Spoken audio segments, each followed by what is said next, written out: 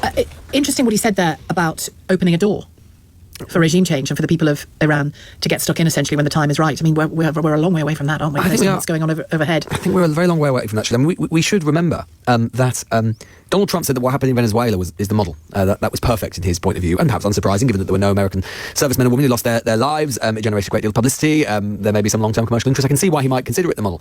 But it's worth noting, of course, that if that is the model, that's rather at variance with what Trump said on day one of this conflict. Because he said, initially at least, that what this was about in Iran was a form of regime change. He called on the Iranians to rise up. That isn't what happened in Venezuela. There was continuity of the regime in Venezuela. It was simply that one of the heads of the Hydra was taken off and another took its place. And a more supine one. And it looks like that's going to be the case again now. Now, I know today that Israel has made clear, and I think you can understand why, it's one of the many reasons I suspect Keir Starmer had some hesitation about this entire enterprise. The Israeli government have said today that whosoever the Iranians choose to replace the late Ayatollah will be killed as well. Now, where does that get us? That's the sort of conveyor belt of endless assassination of Iranian leaders. Now, none of whom, I'm sure, well, I know, are pleasant people, and many of them, including the late Ayatollah, have done appalling things. But I'm not exactly sure that constitutes much of a mission or set of objectives, and certainly one that the rest of the world can understand, let alone subscribe to. It doesn't necessarily make us, or indeed our world leaders, any safer, does it? It doesn't. And I have to say, Sheila, I have been quite struck by the fact that there have been quite so many in the British media, particularly on the right, but not exclusively, and so many in politics as well, who clearly, I think, pay lip service to the idea of learning the lessons of the Iraq War, but clearly have learnt none of the lessons of the Iraq War. The echoes of 2002 and 2003 over this last 72 hours, They get louder and louder. Get louder and louder and louder. Except it's worse than that. Because at least in 2002 and 2003, there had been 18 months of discussion and analysis and diagnosis and proposed prescription from the United States administration under George W. Bush at that time. The aims of that were clearer. They weren't always completely clear, but they were clearer. And there had been a political process, both at the United Nations, although that was aborted, and indeed within the United States and the UK itself. None of that has happened this time. Instead, we have seen a spasm from Israel and from the United States. And I think when we heard, Keir Starmer, who isn't always as clear as he might be, was very clear on the floor of the House of Commons today when he basically said that as far as he was concerned on Saturday, he could see neither the legal basis for this, nor he could see what the objective was. And if he couldn't see those two things, then he didn't want to apply and use British forces to contribute towards it in that offensive capacity, which I think is clear. And secondarily, I'd say this, there's been a lot of talk about the special relationship over the last 24 hours, and Donald Trump and a lot of newspapers declaring almost with glee that Keir Starmer has destroyed the special relationship. Two things I'd say to that. Number one, if anyone has helped diminish, let's put it that way, the special relationship, if it exists at all, you could say it's Donald Trump. Remember, it was only a month or so ago that he was suggesting that our brave servicemen and women in Afghanistan hadn't done very much in the 20-year war there. Europe's over. But indeed. NATO's over. We're going to take Greenland, etc. You could read out the list. But secondarily as well, if there was any country, if this whole episode reminds us of anything, if there was any country that has a special relationship with the United States, it's not us, it's Israel. And there is a very, very strong... There's been a suggestion, not least from the Secretary of State himself, Marco Rubio, that one of the reasons this is happening now, rather than in the future, or whenever it would happen to be, is because Israel was going to do it anyway, and the United States felt that it had to get along with that, or go along with that, otherwise it was going to be attacked. That is something Trump denied, didn't he, in the Oval Office yesterday? He said, no, if anything, I pressed Bibi on Well, this. he would say that, wouldn't he? And, that if that is the case, and it isn't, the sort of fringes of conspiracy theory suggesting it is the Secretary of State himself, then that is the Israeli tail wagging the American dog. And let's remember, Benjamin Netanyahu has wanted to do this since the late 1990s. He has been warning about an Iranian nuclear missile being just around the corner since the late 1990s. Now, given that if that were true, we would assume that Tel Aviv would have been bombed to bits years ago, so we shouldn't necessarily sort of outsource our military assessments to Benjamin Netanyahu on this. But the point is that he has wanted American presidents to do this, Democrat and Republican, and they've all said no.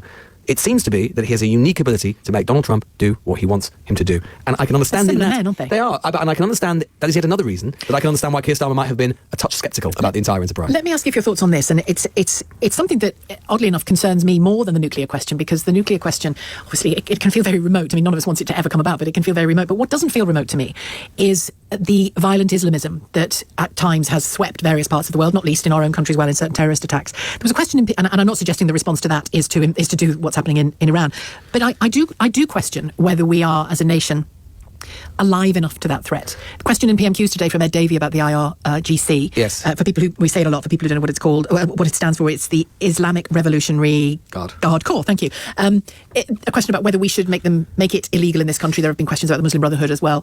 Keir Starmer seemed to be saying, we're looking at it, and others, state-backed terrorism. But is there an argument that we are a bit limp about that? Look, I mean, people have wanted to prescribe the RGC for a long time. There have always been, different governments have said that there are sort of political and legal problems with it. Other countries have done it, and there are people in the UK think that we should. And I think that's a perfectly valid and legitimate discussion, and maybe it's one that Keir Starmer will return to. I suppose, though, and we should say, caveat this or put context in this by saying the British government, this one and previous ones as well, have been completely clear that Iran, we know they are a state sponsor of terrorism. That includes the UK. This regime is not our friend. Is not a friend of any regime in the West, and that includes, of course, Muslims living in the West who could absolutely be killed just like anybody else by their state-sponsored activity. Islamism has killed more. Indeed so. I mean, I suppose what I would say is, of course, is that some people and some analysts would suggest that, of course, the perception of Western militarism in countries like Iran can itself fuel exactly the sort of Islamism that we want to stop, because it allows these bad actors to portray the West as a sort of marauding force wanting to destroy. But it Muslims. predates that. Of course it does, but it adds to that sense. I mean, we saw that in the wake of Iraq. We saw it in the gives wake cover of... to it. It gives it cover, it fuels it. It doesn't justify anything, of course it doesn't, but it provides an extra pretext, an extra rhetorical flourish for them. So I think, as always with these things, that is why these things have to be very carefully calibrated. And I think we have to say that I don't get much sense of that is happening from the White House at the moment. Thank you very much indeed, Lewis Goodall, presenter of Sunday with Lewis Goodall in New Malden. Hello, Vittorio. Good afternoon. Thank you for having me, and thank you for bringing Lewis on. He's a beacon of wisdom. Okay.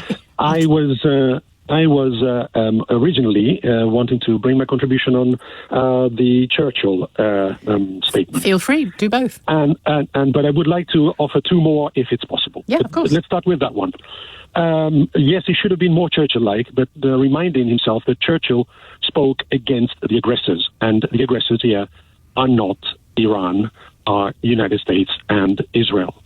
And on top of that, it's not the United States, it's the war of one person, Trump, who has not asked for the required ratification from his own people, from his own... the Congress, yeah. From the Congress. I do not know why there's not a single congressperson sitting in the Congress and asking to discuss it immediately, because this is a war, and we heard today that they've already thrown more bombs and used more assets than in the previous one. Yeah. This is a war, and it is a war which is waged by one person, the same person that months ago received from Israel, directly from Netanyahu, a present that was a gilded pager.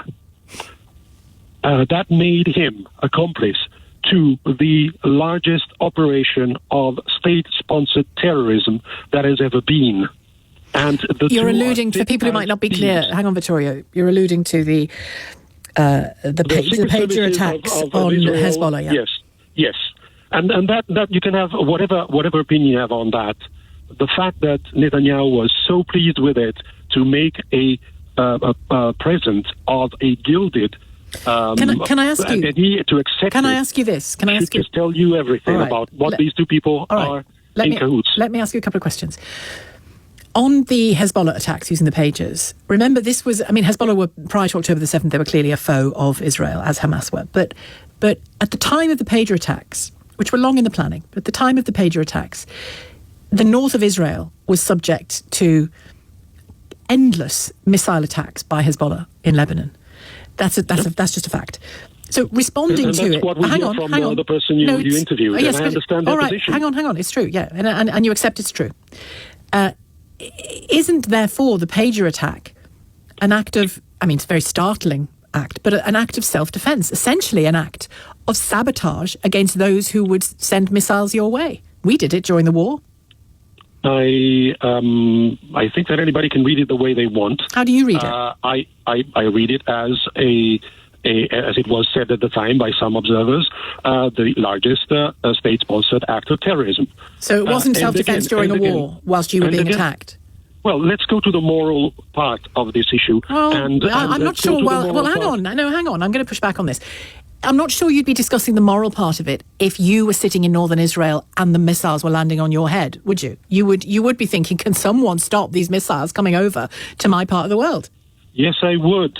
Absolutely, I would. And we must not stop discussing it. Right now, up until last Saturday, we had one country that attacked another one, and we were looking at them as pariahs and as people from the Middle Ages, and that was Russia against Ukraine. United States is a voice. Sorry, who's from the Middle Ages in the Russia-Ukraine war? Nobody. Putin attacking Ukraine has done what an imperialist from 1800s would have done, not the 21st century. But again, United States is part of what the West is, and the West has let one of the key voices of the West act morally in the most despicable way. Well, can I ask you began by saying to me, Iran is not the aggressor here, America is. Well, indulge me. Characterise for me the Iranian regime, please. Not the people of Iran, but the Iranian regime. Characterise it for me. You will be surprised to hear that if, at the end of all this, Iran becomes a free country and the regime that they've had for the last 40 years is annihilated, I'll be the happiest person in the world.